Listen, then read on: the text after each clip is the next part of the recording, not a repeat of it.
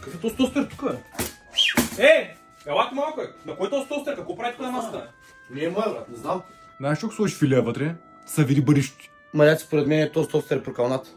Знаеш какво? Ще сложа една филия да видим какво ще стане. Флашка? Да вземем да я пуснем на телевизора да видим какво става. Седайте.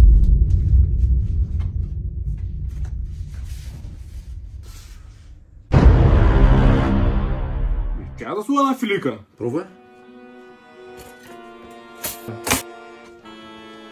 Какъв то чорап, бе? И аз ще пробвам. Прой.